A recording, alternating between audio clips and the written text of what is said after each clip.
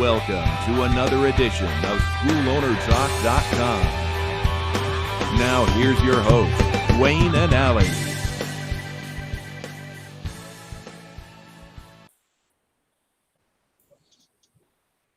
Hello, Duane Brummett here with Allie Albarigo, SchoolOwnerTalk.com. Allie, great to be with you, sir, and congratulations on No Shave January for you, huh? Yeah, exactly. I have to tell you, I want to be more and more like you. We're going to start looking like twins in a way. We got to, I didn't wear black, but I wore black and white or gray in it. It's funny. This is the furthest I've ever gotten with the beard before it drove me crazy enough to shave it off. And I'm at the point where I'm always scratching it. And, it doesn't fill in quite the way, but Nicole loves it. And I'm going to try to keep it a little bit longer and see how long I can hold out. It gets better, man. Don't worry about it. It gets better. It gets easier. Hey, did you, yeah, it does. Did you see look at our new hoodies? These are I like it, man. Hoodies. Nice. I like them. So, and they got our, very cool. Our logo on the back. Oh, nice. I like it. Very, very cool. Like military looking with the patch on the side as well with the American flag. Yep. So, yeah, I love this. This was, so Kenny Bigby, our friend Kenny Bigby, the former Navy SEAL, he had one for his school, Dragonfly Martial Arts, and I loved it so much. I'm like, where did you get that? And so he sent me all the information so I could do it for my school. That's cool. Very tactical looking. I want to use that word, tactical. And hey, by the way, it's not just No Shave January, but today is Inauguration Day. Like, how crazy is it? We're on the morning of the inauguration of a new presidency, and wow, I mean, it's crazy, like how quickly time flies. And I have to tell you, I'm fielding calls from so many of my friends that were very upset that Trump lost, and I keep trying to let people know that, listen, no matter what it is, no matter what happens, as martial artists, we always look for the good in all we do. We look for the strategies on how, like, this is what we do. We're always the person looking to find a way to defend against, what if someone do this or did that? What if they threw a hook punch? This is what we do. So we're going to be, always ahead of the game, trying to figure out a strategy. And that's what I urge all business owners. And I wrote a quote this morning as I was talking to one of my clients. I said, I'm going to write that down and post it on Facebook. I said, don't get caught up in the what ifs, because that's going to be your own circle of turmoil. And I said, oh, God, that's a good quote. And I quoted myself and put it up on Facebook, because if we worry about the negative, all the things that are negative, we're always going to be caught up in that. So it's all about focusing on what we can do right now, to make things better. Yep, agreed. So today's call is quite pertinent. I know that we've kind of set up some stuff for individuals, for our listeners throughout the first few weeks of January, and this being the third week of January, we think this is an important call, an important subject to talk about. But do you want to let everybody know what we're talking about? Yeah, well, so here's an interesting lead into this, and you and I chatted about this the other day, behind the scenes, I think. But so we use Spark. Everyone knows that Spark is one of our sponsors. Spark, literally, I could swear to you, and I'm not doing that, but I could swear to you that Ron Sell and Chung Park stole all my ideas, right? But I want to be clear in saying that I know that's not true. But what is interesting is that successful school owners know what to do and how to get it done. So when they develop this software, Spark, they know everything that needs to be done within a school. And they put it into their platform of software, right? So now, when I was doing coaching many, many, many years ago, and I had my online platform, taking it to the next level.com, I had 150 clients that would pay a monthly fee, and I'd release different things to train them on how to run their business. And I came up with one central thing called the DNA, because I wanted to know, like, genetically, what does it take to run a martial arts school? So I came up with this thing, the DNA.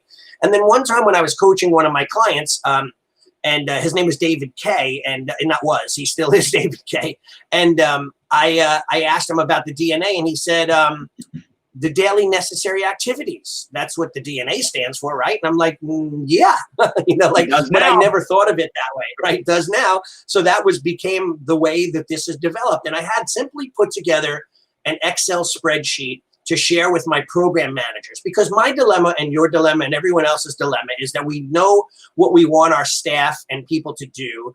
Sometimes having an employee doing a list of tasks, and they'll do it in the order that they feel necessary. They'll get to what they feel is most comfortable.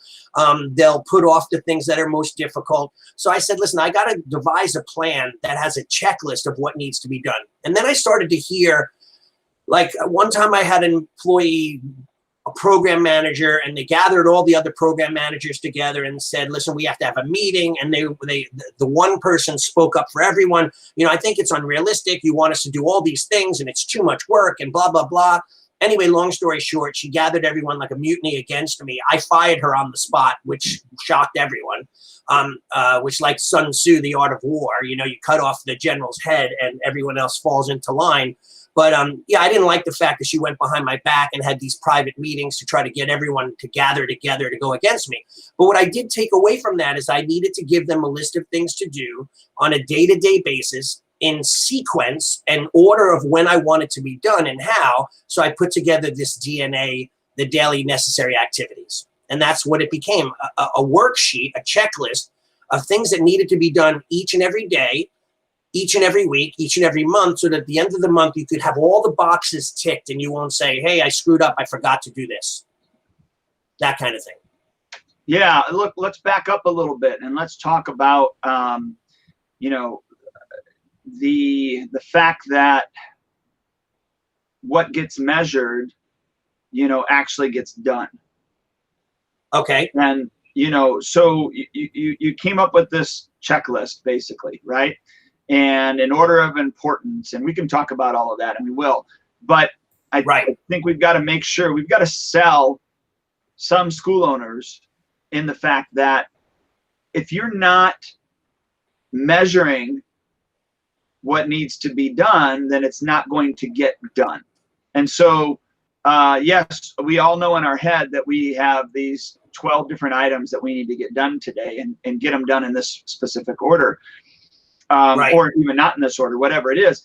But until we actually put it on paper or put it in a document or whatever it is, and then start measuring those things, I think we're sometimes lying to ourselves and thinking that oh, I did that, or that's really not that important, or I can get to that tomorrow.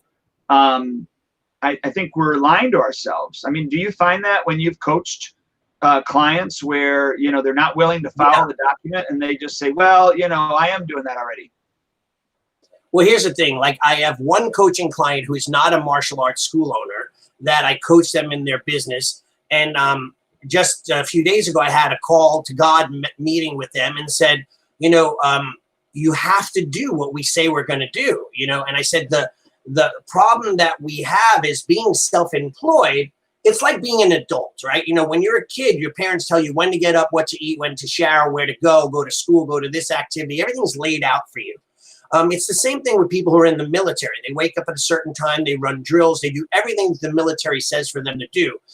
You would think that those people come out as being the most highly disciplined, self-disciplined people. But when in all reality, once they get that structure stripped away from them, a lot of them are lost. They don't know what to do because they have no one to tell them, no one to motivate them, no one to get them up. And being self-employed sometimes is very dangerous, because you or I today could just say, after we hang up this call, we're just going to stay in and we're going to watch TV all day or lay in bed. No one's going to tell us no, because we're the final word, right? We're the boss. And so being a boss sometimes hurts us. And, you know, look, and one day doesn't, in our minds, 1 day or 1 hour or 2 hours doesn't hurt us. You know, I can go ahead and binge watch, you know, XYZ on ABC, whatever it is, right? And I'm going to be okay. But I'm not. Right. That's the point I'm getting at is the most successful people have daily rituals, have a routine, have a schedule that they follow in order to be successful. And so they marry themselves to successful processes that allows that to happen. And without it, it's like playing the lotto. And maybe Right. I'll strike gold, maybe I'll win, but in most cases, almost in every single one of the case, you don't. And that's kind of where I wanted to lead into this with regards to the mindset. You called the discipline, the mindset has to change, that I have to realize that I've got to follow these systems in order to be successful. Okay, so And that so, you got to be married to those processes of success. Go ahead. I'm sorry. yeah. No, I was gonna say, so that's 100% true. Unfortunately, for most school owners, self-employed business people, there's no manual in order to get done what you need to get done. So let's say Joe Schmo goes out, he opens up a school. He's a phenomenal martial artist, phenomenal technician. He's got a charismatic personality, and he opens up a school and it takes off. People come in, they fall in love with him. He gets a lot of students. And now he starts looking towards business owners, coaches, consultants, organizations on what to do to run an even more successful school.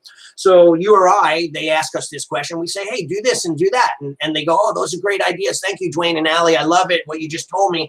And now they start doing it, right? They start working on the process.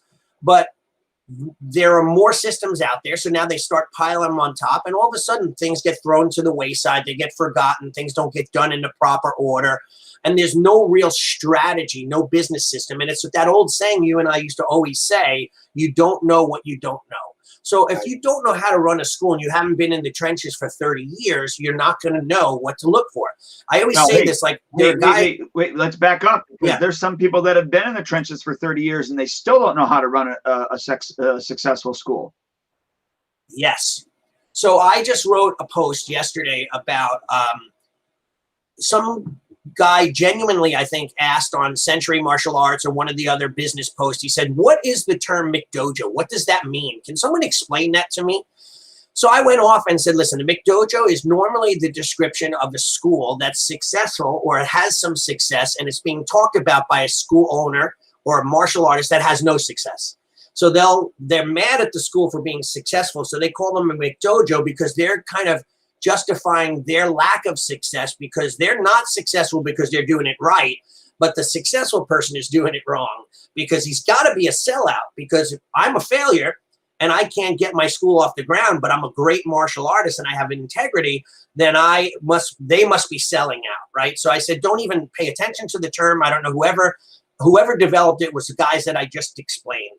I said, yet there's truth to some schools being belt factories. They just promote and do things, and they have no morals and ethics, but they're very, very small and few between. There are those martial artists out there that are fakes and frauds, and they even sell belts now that are weathered master level belts. So you look like you've been wearing your belt for 25 years.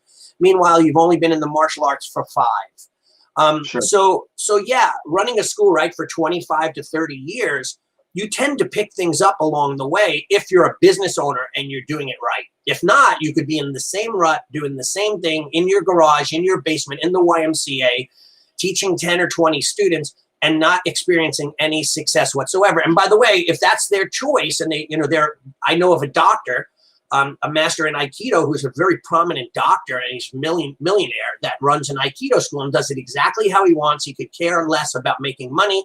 He doesn't care about any of that stuff. You just train, and that's it. Because money to him is not interesting, and running a business is not interesting. He just wants to teach his art. So they're different layers, right, of what that is. Agreed. I just think it's important for school owners to understand that there is a business mindset that has to be learned, and everybody learns it at different paces. In order to be successful in not only just this business, but any business. And the nice thing is these success principles of being organized, of being disciplined, all those things are universal. You can use them in the martial arts business as much as you can use them in, the occupational therapy business. I mean, just it doesn't matter. They're all the same. They're interchangeable, which is nice. Yeah. So here's the thing. And going back to why I developed the DNA, my program managers would say to me, listen, it's overwhelming. And now that I just looked the DNA over and I have it up on my screen, I'm like, it is overwhelming. Like, now that I look back at it, I'm like, oh my God, this is friggin' overwhelming. But what I did was to break down that overwhelming feeling. Not every single task needs to be done on every single day. So you don't want to come in and start from A and try to get to Z every day. Maybe on Monday and Wednesday and Friday, you do all your callbacks. Like, you're very good at compartmentalizing what you do at certain times. Certain times you won't get caught up in emails and text messaging. You have certain times throughout the day that you do certain tasks. So basically my DNA was set up that very exact way. So let's say I was a program manager, I'd sit in the chair, I'd open up the DNA and it's Tuesday, and I'd look on the tasks for like Tuesday, week 1. And for instance, it says check messages, return calls, confirm trial classes day of and next day. And by the way, some of this is going to be outdated because most of it and I'll mention it, is automated. Missed trial calls and postcards sent. We don't send postcards, we send text messages and emails now, totally automated. Right. Cold call leads, right? We have an automation process and a funnel that Spark has put together that does that. Referral calls, birthday cards sent out for the month, birthday party lotto sent out, and every single day was a different task. And you would check that box when it was done. And once your tasks were done, you'd move on to other things that you had time for. But until those tasks were done, I didn't want my program managers doing anything. And they had it so I could follow them and say, okay, how come you didn't get around to the cold leads? Why didn't you do the birthday cards this month? That kind of thing. And by the way, we only send out a birthday card once a month. You don't have them sent out, twice, 3 times a month. You do it once, you have 30 kids, you write them out, boom, boom, boom, done, stamp them and send them out. So this kind of took a lot of the pressure off my program managers' plates, because now they weren't overwhelmed with a list of A to Z. It was only, like I said, look, it's 1, 2, 3, 4, 5, 6, 7 tasks for Tuesday that they'd have to do. That's it. And they check them off. I'd then review it and make sure they did it. And a lot of times, I have to be honest, a lot of them would just check it off and say they did it.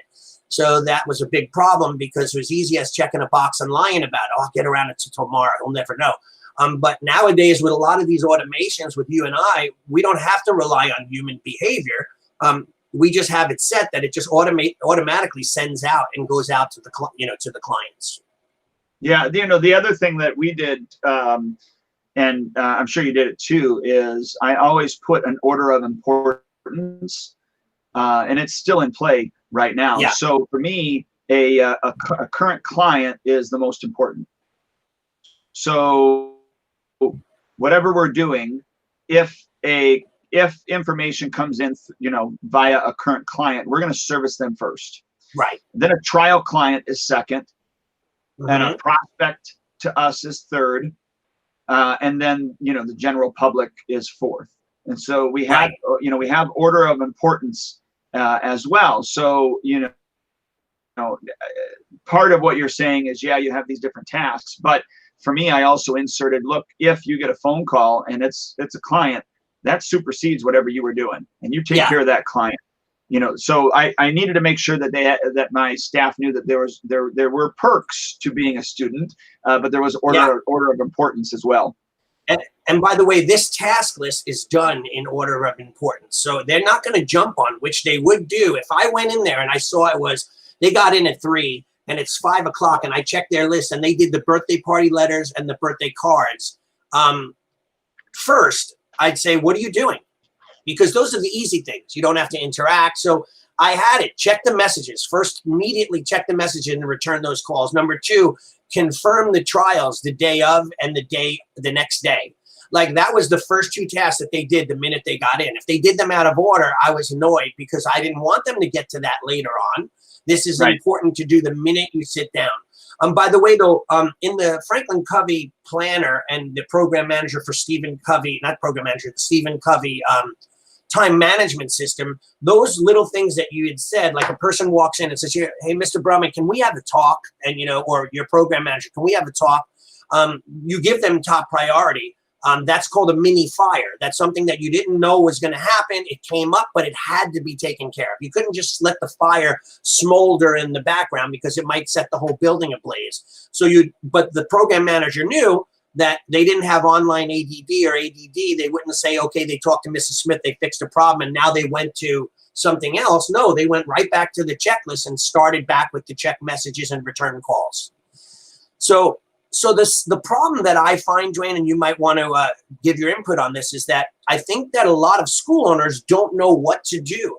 And by the way, that's why taking it to the next level was so popular. And I think I should probably revise this program. I've been thinking a lot of it more and more, because it literally trained people how to become business owners. They didn't just throw them in the role of being a business owner and, in their lack of knowledge, just start picking at systems of what they thought would be good. They got to follow a successful entrepreneur like myself that had school success for many, many years. And I told them exactly what needed to be learned to be able to reach this pinnacle of success.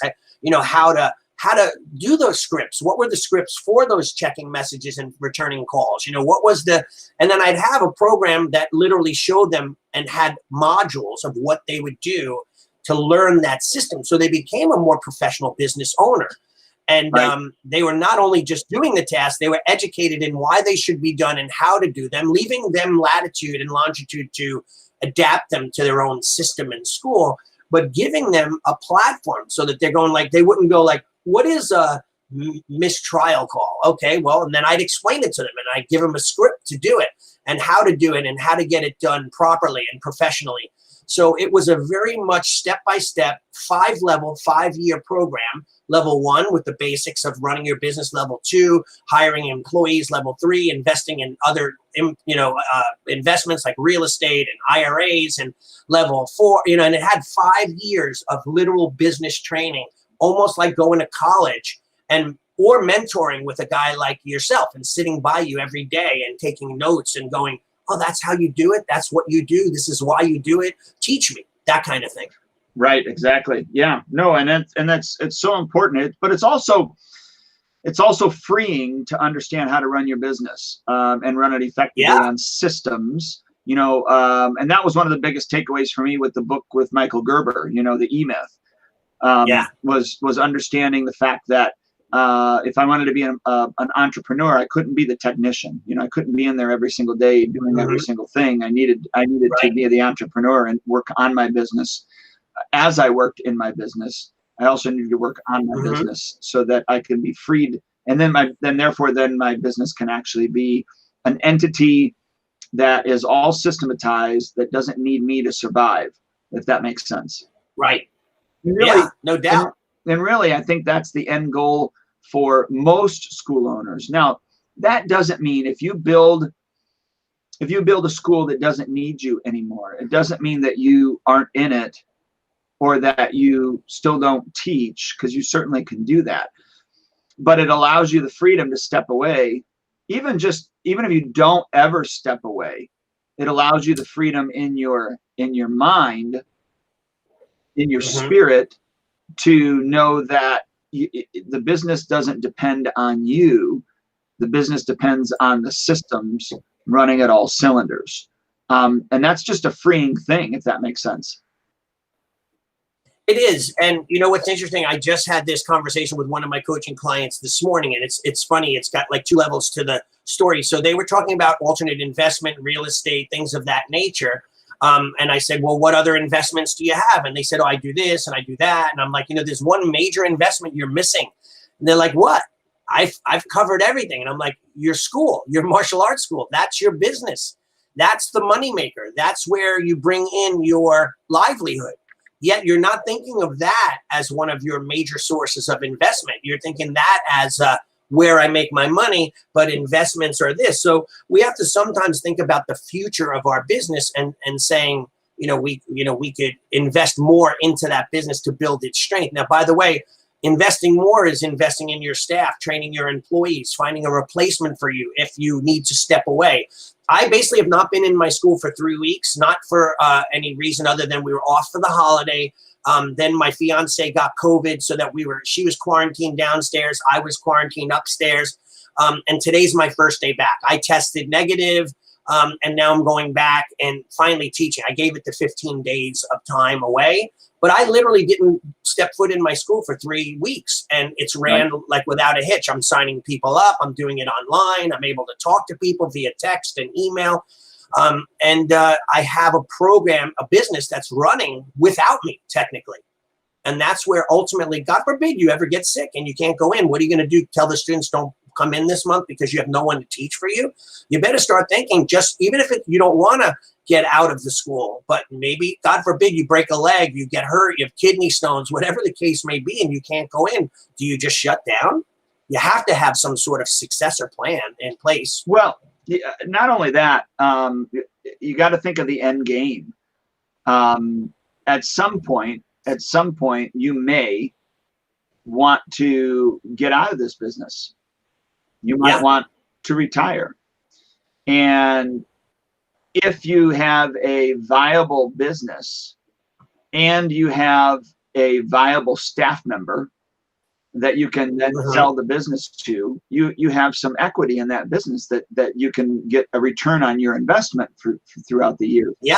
But if you've not set it up in a way that individual can succeed without you, because when we all started our schools, didn't we all start it on our own personalities? Yeah, of course. Absolutely. And this is a personality driven business to a certain degree, but it has to run on processes and systems in order to be a successful business. So you got to look at the end game. The end in mind is, I may want to, or I may have to get out of this business at some point. And the have to might be, you got to move away, or, you are ill, like you said, whatever it is, it would be better off to have that all set up in advance so that you knew how to move forward with regards to selling it if you needed to sell it or wanted to sell it, if that makes sense. Yeah, and I usually, and by the way, that was level 5 of my program, where I basically train people to start setting it up so that they had what we call the Michael Gerber E-Myth crap out date, where they wanted to leave and retire, or air it to their student, or sell it to their staff members. Or here's another option: step away and have someone run it for you, and you give them, or they get a hefty paycheck, and you still get residual income from it every single month. Like a good friend of mine, a client of mine as well, their goal is to eventually move to a tropical island somewhere and live there the rest of their lives. And they want to have investments in place so that they can live that life on a tropical island and enjoy getting up in the morning and sitting on the beach and having a beautiful breakfast and, whatever. That's something that I think that we've gotten away from in the United States, especially, where we're pretty much workaholics from the day we live to when we're born until and we get our first job, and then the day we die. You can want to work forever. You could be 75 years old. I have a friend, he runs a jiu-jitsu school. He's 72, and another one who's 73, and they're in better shape than I am, still teaching and actively in their school every day and so on. Yeah, but that's okay. That's all right. But you still need to have still need to have this all in place, right? Just in case, right? Absolutely, without a doubt. Yes, and there's where that building of those systems, right? That the DNA of success starts to come out in your in your succession plan or your retirement plan. You know how many people get to a retirement age, finally retire and die? Like they've worked their whole lives off and killed themselves. And then finally, when they get to enjoy their lives, they go to retire. And let's just say they move to Florida and they don't do anything anymore. They get bored, they get depressed, and they end up dying from, lack of activity. So you have to always stay active and do something that you love and that you want to do. But you also have to plan for the future, and some people don't do that on a regular basis. So again, it all goes back to setting up that plan. Yep, absolutely. And I just hope that, the school owners have the buy-in. It took a while. We interviewed one of my clients, I don't know, maybe a year ago, whatever. I don't know if you remember when we interviewed Brent Tibbetts. And, his goal was he wanted over a year. Yeah, he wanted to quit his job and do this full time. The problem was that, when we would talk about different things to accomplish to systematize a school and grow it to a position, it took him a while, and he would admit to this, and he did on that podcast. It took him a while to actually for lack of a better term, listen to me and actually do the things that I was telling him to do in order to then get to a position that he could quit his job. Now, you know, he says, man, I wish I would have done it sooner. You know, and don't we all? Like, we all say that about different things when we always do. Yeah, we always do. Like when I ran my landscape construction company and I was in it full time, and then I'd come home and I'd take a shower and take a nap and come and teach at my dojo for 4 more hours a night, 6 days a week. I then finally said, you know what? I love martial art teaching more than I love the business. I'm going to sell my business. And I sold it for a good chunk of money. But the real thing was, like, once I made that step, I finally committed full time to my school. That's when my school took off. Like, even though that I was putting full time effort into the school, like actually doing what I needed to do in the school, it still never officially took off until it became my sole source of income, my live or die. And I always tell people, like, listen, you know, it's like actors. I'm reading a book with Matthew McConaughey called Green Light. Very good book. And maybe we'll put it on our book reading thing next month. But Matthew McConaughey is, you know, he talked about when he was starving for work, and then all of a sudden he got his first job, and then he got his second job. Then all of a sudden he got his first Academy Award. And then he said he no longer had to have work. Scripts were coming in the mail every day, begging him with checks attached to him to star in the next movie. But it first had to do with the work, had to put the time in. And by the way, this is the biggest problem with martial arts schools, is that, again, I'll go back to, you don't know what you don't know. A school owner doesn't know what they have to do today. Like, they really don't have a plan of action because no one's telling them. And that's why I loved my DNA. Again, it's something that I took so much time in developing. And by the way, it had week 1, week 2, week 3, week 4, week 5 for the 5-week months. Week 2 was slightly different. There were certain tasks that were done every Monday, Wednesday, Friday throughout the month.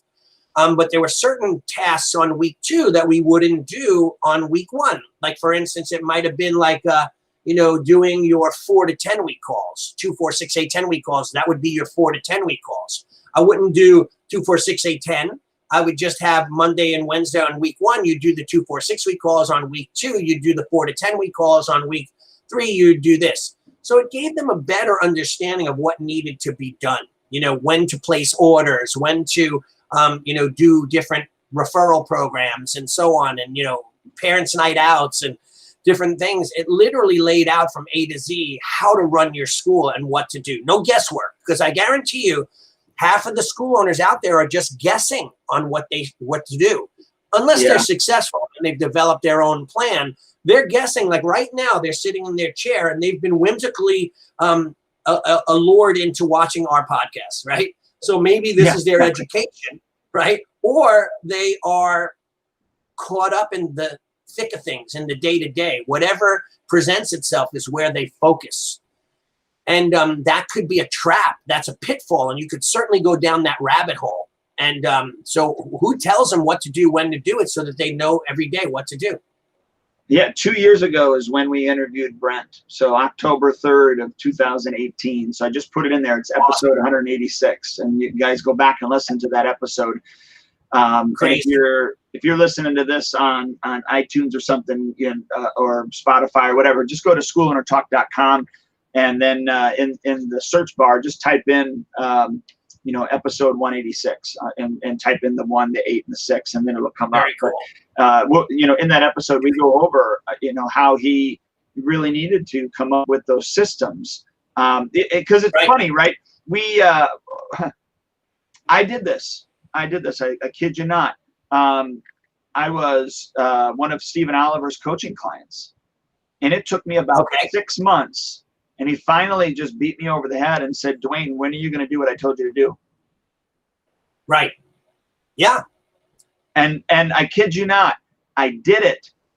As soon as I did it, like maybe the second month after maybe the first 1 month after I did it, I don't remember which, I had my best month ever. I did a $46,000 month that month. Yeah. Yeah. And so we put ourselves under the tutelage of our martial arts instructor, And wouldn't you agree? We all go through this. We get to a position that we then feel like, oh, I know just as much as them. And so then we go and we try to do it on our own.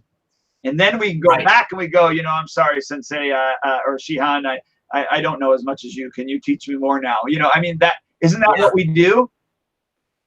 No. But I agree with you, but I'm going to say no, because most people don't do that. They never go back to their instructor and admit that they made a mistake. They get stuck in their rut and they just keep on doing what they have capability of doing. But you're 100% right on the other stuff where we think that we're smarter, better. And, you know, I have this happen where people coach with me and they gain a certain level of success and they go, okay, I'm all done coaching. I'm like, yeah, but you have like way more layers we could unfold a new thing and keep on growing as a business owner until you get to the point where I can no longer teach you. But by walking away and stopping, you're ending up kind of cutting yourself off from more education. So, I mean, I have some coaching clients that have been with me for 5 years. You would think and go like, what are they doing for 5 years? Well, we always find things and refine things and change things and add things and things change. Like COVID came in, like boom, that was something we never expected. So we worked that out together. We figured things out together. We set plans of action in together. So yeah, I think the biggest thing that people should listen to, and I don't want this to go unnoticed, is that you should ask yourself, do an inventory. Remember, Duane, we talked about journaling, and I would get my clients to journal. I'd say, start off on Monday morning. The minute you wake up, you take a little pad, boom, and you write down, woke up at 8:30. Okay, what'd you do next? I went to the bathroom. I spent an hour and a half in the bathroom. Okay, that's got to change. What did you do? You know, change your diet, you know, whatever it is, right? And then what's the next thing you do throughout the entire, right? Exactly. Stop looking at YouTube videos while you're sitting on the toilet, right?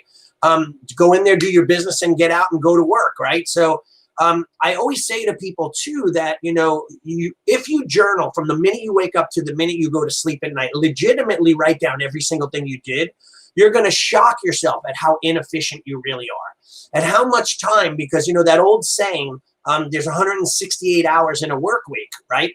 And, you know, let's say you sleep 8 hours a night, you know, 8 times, you know, whatever, 7 days, 50, 60 hours a week you're sleeping.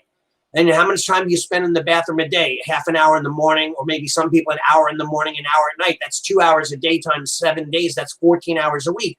You're going to find at the end of the week, you're going to have so much time that you can't account for what you did. Now, I'm not saying you shouldn't relax. I want you to relax. In fact, I want you to relax more than ever because you are so efficient at getting what you need to get done in a shorter amount of time. I want you to take that time to live your life. I don't want your life to be wrapped around work. I don't want your life to be identified with, I just sat on my computer all day. And I find myself, my mom said this to me when she was here visiting. She said, man, you spend an awful lot of time in your office on that computer. And I'm like, you're right. This is what I do during the day. This is my job. But she's right. Like, so I would make sure that I'd shut off after I was done teaching at 7:38.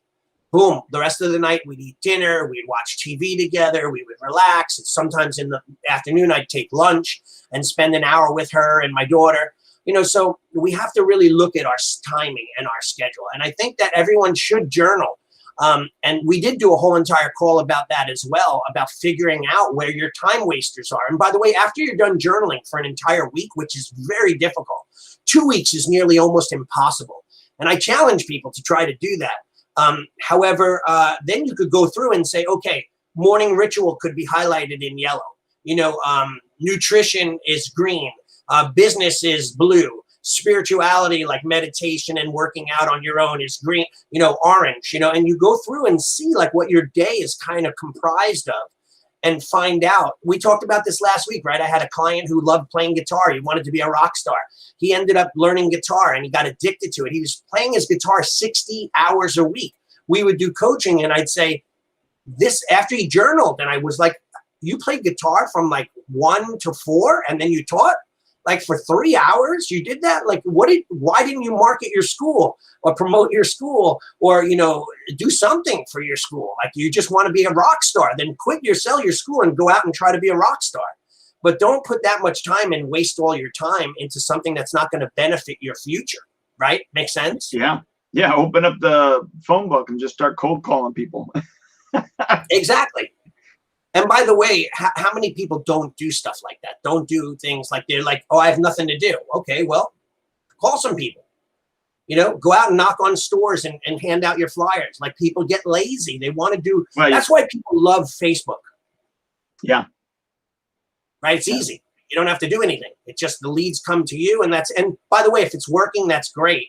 But I'm still constantly, I just had a guy sign up for a trial class that liked one of my ads. He just liked the ad, and we've talked about this in the past, so I inboxed him. Hey, I noticed you liked my ad. Do you have any questions? Oh, yeah, in fact, I do. I was going to sign up for your free month, but I didn't get around to it. So I'm like, okay, let's do it right now. Okay, boom, coming in for a trial class because I followed up and I followed through. Who knows whether he really would have done that? Maybe he would have forgot about it, right? Yeah. Well, yeah, that's so important. But if you don't have that as a system, right, it's not going to happen. Right. It's not going to happen at all. So yeah. I So was just going to say the daily necessary activities for your school are so important. You may not know exactly what they are, but yeah, as you go through and you start looking at the things that have to be done, that you'd like to get done, and start writing them down, you'll come up with what works for you. And really, right, you know, what you had in your DNA, because I have your DNA. You know, what you had in your DNA, there was things that I added, and there was things that I, took out that didn't apply to me. Yeah. Or there's other things that I wanted to add that you weren't doing. It's not that mine was better and yours was worse. That it's just all personal. No. But it's the fact that you have some sort of structure in your school to operate your school from. And then, once you implement it, I would then say, go back and review that system. Probably once you implement it, I would say review the system every 30 days and make sure that it is doing what you want to do. I mean, review it on a daily process too, especially if you're the one that's doing it. But I'd go back and review it every 30 days. And then once you dial it in for 3 months, then go back and you just review your systems every 90 days and see what's working, what isn't working, what needs to switch or change, or new systems that you thought of that you then want to implement and put in, because that's going to happen. You're going to think of something new and you're like, oh yeah, I need to put this in, and here's how I'm going to do it. Yeah. Well, here's the thing too. It's quite interesting because we love Spark. Spark has everything that you probably ever need. However, it doesn't tell you what to do and when to do it. So I have many clients, over 30 of them, that I've referred to Spark, and they became members. Interesting. I had one friend of mine that I just talked to who's doing pretty well. I mean, he's doing like 25 grand a month and more billing volume. I just reached out to him and said, how's Spark doing? He says, I have to be honest, my guys enter data and take it out, and that's all I use it for. I don't really use anything else. I'm like, you don't use anything? Automations, texting? Oh yeah, I send some texts out every once in a while.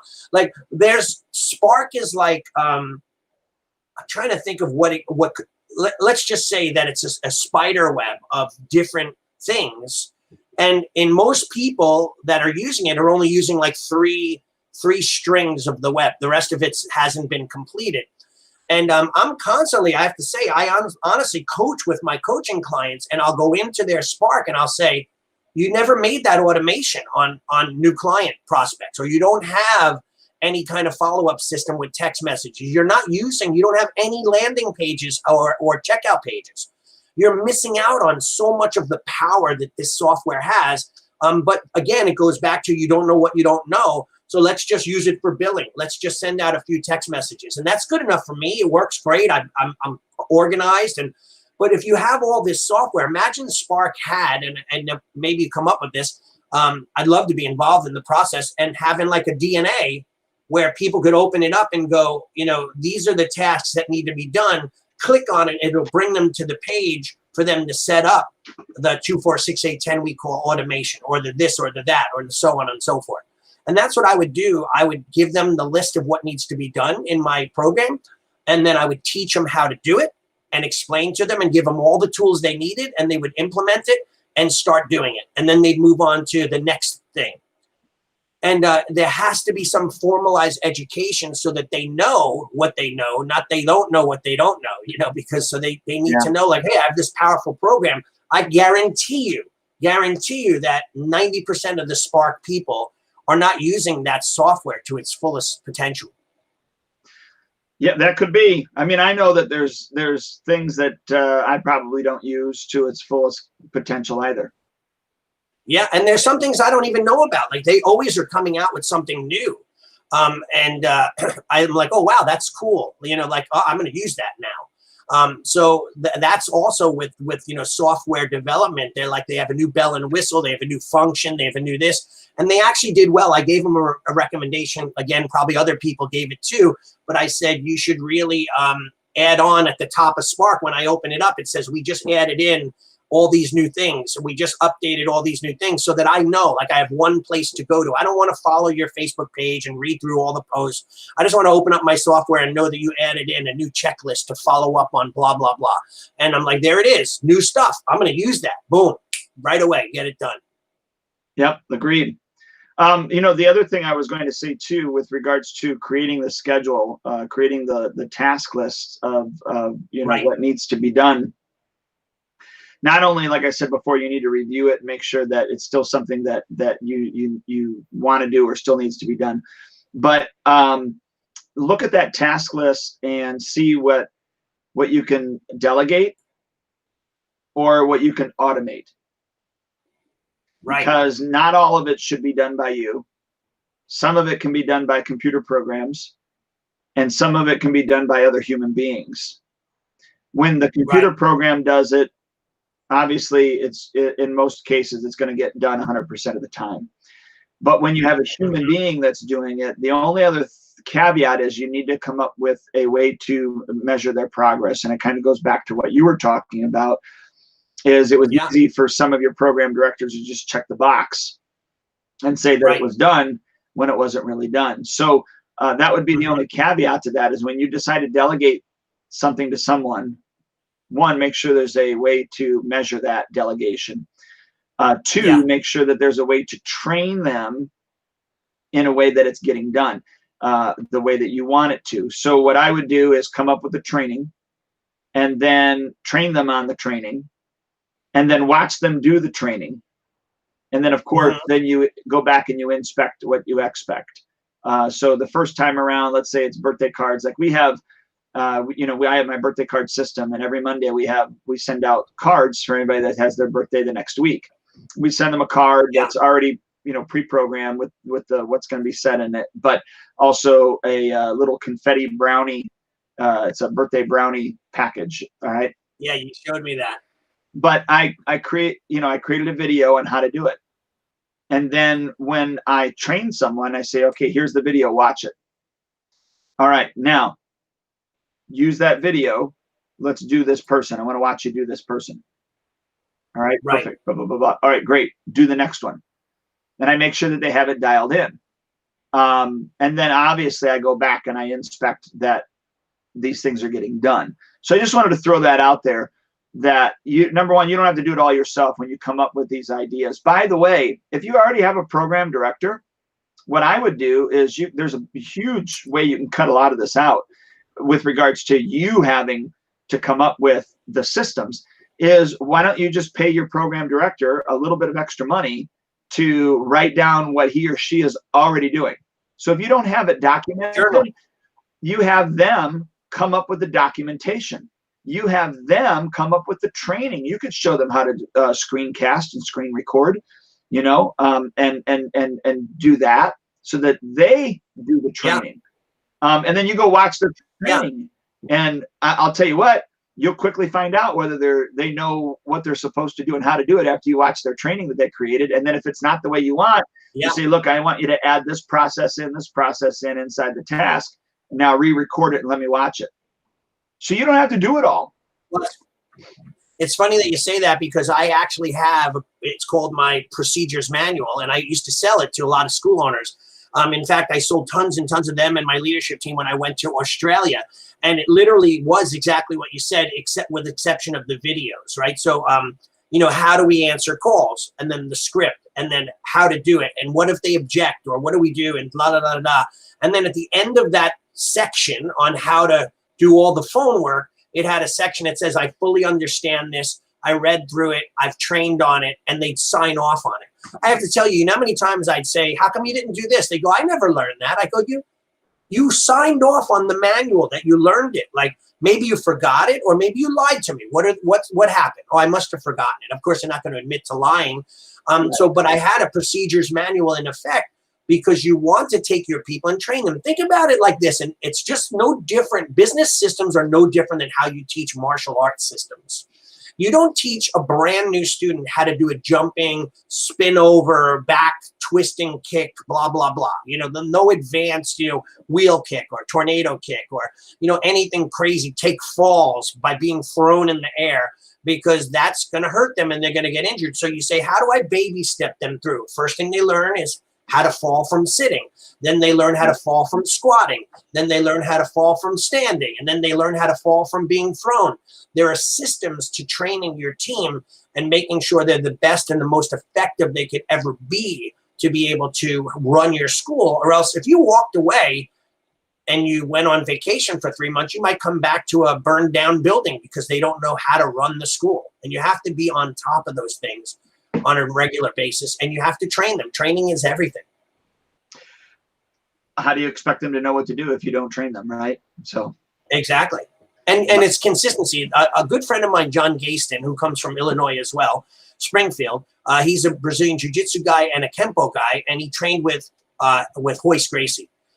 And John was frustrated one day, and I know he won't mind me talking about this, but he's frustrated with some of his staff, and he said to Royce, they just don't get it, man. I tell them to do X, Y, and Z, and they just do X and Y. And so Royce said to him, he said, and I don't even want to do the Brazilian accent, but if you ever notice our buddy Kenny Bigby, whenever he starts teaching, he's like, hey, buddy, how you doing? Okay, we're going to do jiu-jitsu now. And he switches into a Brazilian accent. Yeah. I always joke with him about that.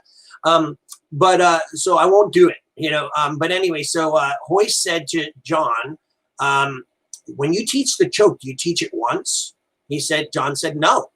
He says, do you teach it how many times? He says, well, thousands of times. And he says, do you just teach it once and let them practice it 1,000 times on their own?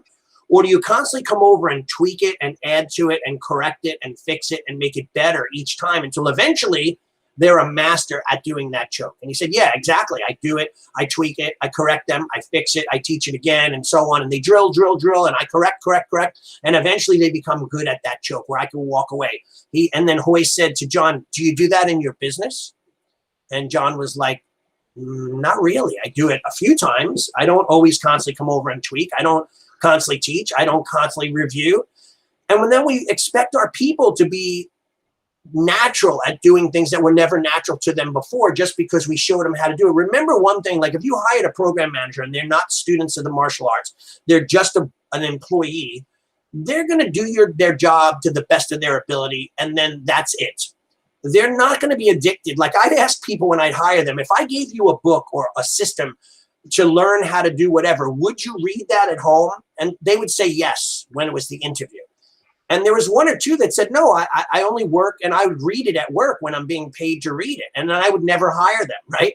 So I would say to them, like, would you do this at home? Do you care enough to take a training course on sales to become a better salesperson? And most of the time people don't.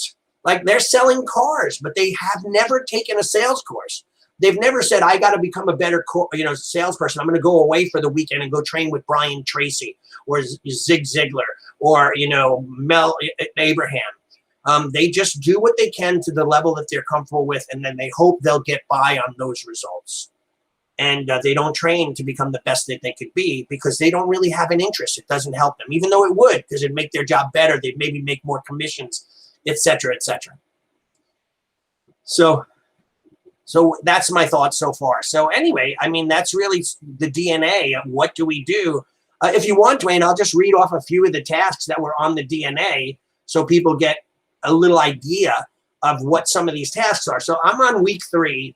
I'm on Monday. I'm just going to rattle these off so people can hear them. Monday was check messages, return calls. Second task was confirm trial classes day of and next day, tomorrow.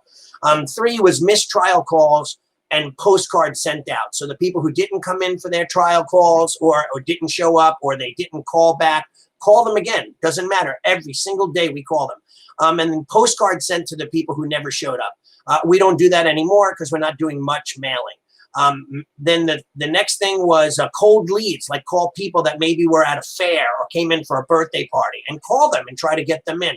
Then do the 4 10-week calls, which is retention of existing students, calling them up, making sure they're happy, making sure they don't have questions and so on. And then upgrade calls, letters, and follow-up calls. That was just on Monday, and that's in the order of importance. Tuesday was similar, check the messages, the same thing day out. Trial classes, same thing each day. Missed trial calls every day. Cold leads every day. And then the next thing was referral calls. Hey, Duane, I'm calling to see if you're happy. Oh, I love it. Do you think you could give me a name of a best friend that would like to come in and maybe do class with you? And then the next thing was birthday lotto calls.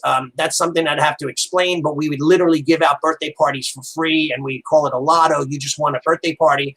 And you could bring 20 members and we'll pay for everything. All you guys got to do is bring 20 people. And then we use that as a marketing system. So anyway, long story short, I mean, I would do that Thursday, same kind of thing, except we would do more. And then Friday, we would do attendance calls, we miss you calls.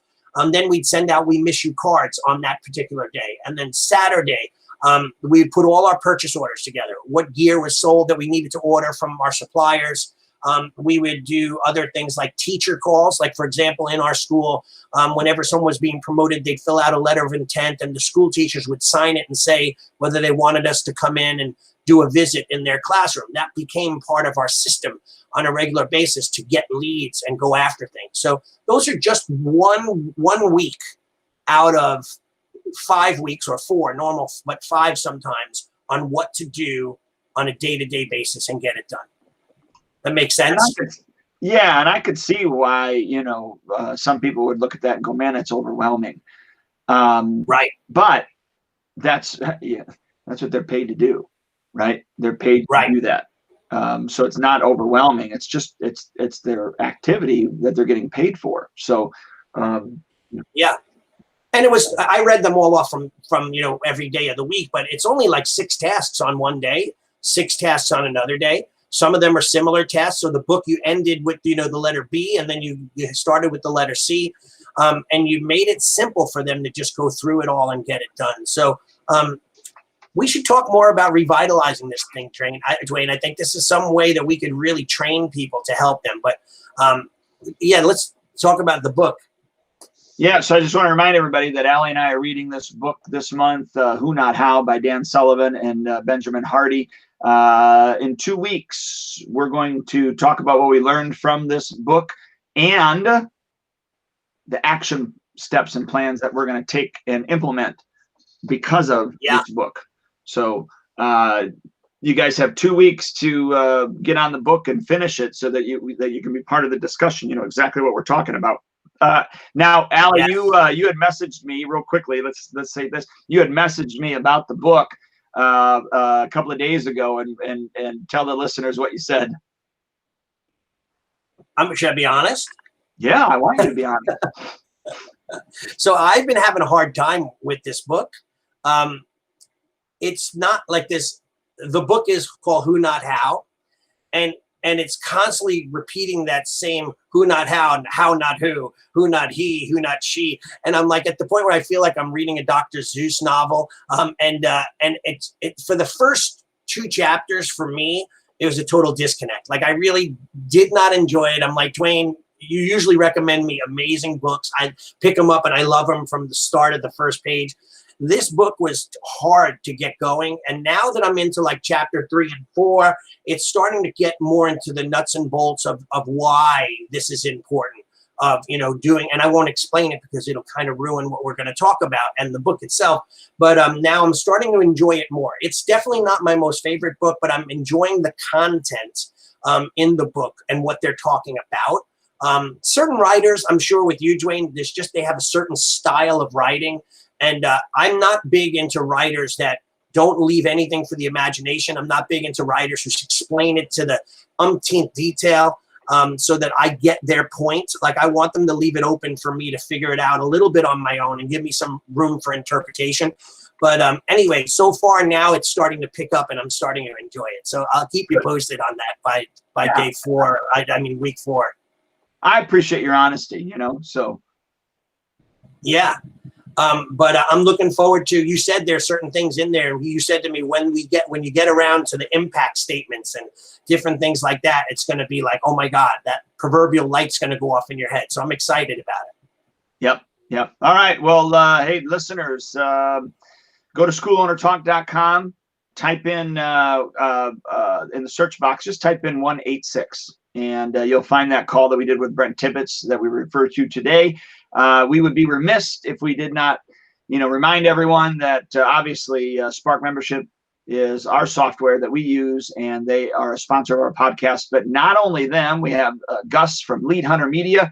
He's the one that we do all of our Facebook ad campaigns with for our schools. And then lastly, with regards to websites, elite websites, that is Allie Alberino. Elite Insights. Excuse me. Elite Insights. So go to eliteinsights.com, eliteinsights.com. In order to check that out. He's got a PDF file that you can download for free to make sure that your website is up and running the way that it needs to be. There's a checklist in there that is going to be vitally important, because you don't want just have a banner ad on your page, because that isn't going to bring people in. And if you are a martial arts school owner listening to this and you would like information on adding health coaching to your martial arts school, it's a great revenue source. It is a market that is untapped in our schools. So if you'd like information about that, I'd be happy to share that with you as well. And can I also add to this, Duane, with the health coaching too? Like, listen, so many times we become sedentary as martial art instructors, right? We are in great shape. We open our school, we train with our students, we start to do the business. And I read about this, I think it was on one of your posts or someone else's, where they said, someone else posted, how many hours a week do you train yourself? And a lot of people I noticed said that I don't have time to train. All I do is run my business. All I do is teach classes. So what you're doing, Duane, is getting even the school owners. I know a lot of school owners that are on your program that have started to lose 20, 30. They're getting back to their fighting weight, so to speak, and they're optimizing their health. If you don't get healthy, there's no sense in making $1 million unless you're just going to will it to your family, but you're not going to enjoy it with your family, because you're going to be out of shape. You're going to get sicknesses and diseases and start to deteriorate. So this is a chance for you. I commend you and all the guys that are doing this on getting a lot of martial artists back into fighting weight, fighting shape. So if you're a school owner out there, you should be the example, lead by example. Yeah, I call it, one of my instructors, he calls it the credibility gap. There's a gap about this far that it doesn't allow him to be credible. Yeah, it's kind of funny. My teacher, Sensei Felix Vasquez, was once competing in a tournament, and he did this beautiful sword kata, and then he lost, and my teacher sometimes could get pretty worked up about it. So he said to the people, the judges, he says, I don't mind losing, he says, but I can't be judged by all of you guys who are wearing size 12 obies. He says, you have no right to judge me. And then he walked away, and I'm like, oh my God, he just literally just called them all fat pigs by just saying the size of their belt. So, and then he's like, you can't judge me. How dare you, you're a fat slob, that kind of thing. So that's exactly what it was. Credibility gap, I'm just saying. Yep, absolutely, dude. All right, buddy. Listen, we'll talk later. You and I will talk during the weekend. You have an amazing day, everyone. Thanks for listening. Take care, Duane.